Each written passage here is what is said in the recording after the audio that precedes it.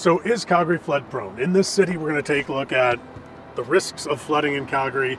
The 2013 flood, is there a risk of that happening again at that stage? If there is, what has Calgary done to prevent it? And what risk is there to homeowners in general? We get these signs here throughout the city. This is the 2013 flood.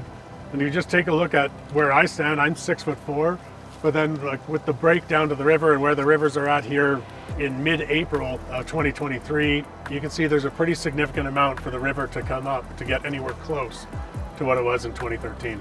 So 2013 was obviously devastating to the city of Calgary, but particularly so for the people who live on the banks of the Elbow and Bow Rivers, and for a lot of the downtown core that saw increased flooding.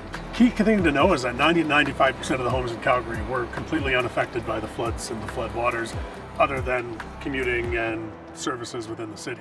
So what causes the floods? May is the key month to focus on here. The floods get caused by excess snowpack in the mountains coupled by torrential downpour of rain, sends all of that coming down into the river basin, which empties through the city of Calgary, and it just comes so quickly.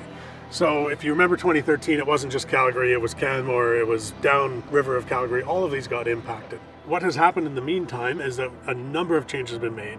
So there have been repairs to dams both at the Ghost Lake side and at the Glenmore Reservoir in Calgary. There have been numerous reservoirs set up for overflow flooding, as well as just riverbank adjustments and things like that throughout the city. So is there a risk of a century flood again? Yes, but the impacts of that flood will be significantly diminished from what they were in 2013. If you put it all together, 2013 flood and the impacts of the 2013 flood are unlikely to happen again. Even if we have the events that put together that caused the 2013 flood, the mitigation steps that the city and the province have taken are very likely to significantly diminish the impacts of any flooding event moving forward. If you're curious about a certain home or a certain spot within the city, I've attached some links below that outline the flood areas, the flood plains, and some of the things that the city has done. Or feel free to use my contact information to reach out, and I'd be happy to walk you through potential risks of homes along the river and the riverbanks.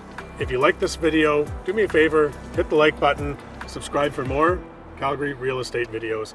We'll see you next video.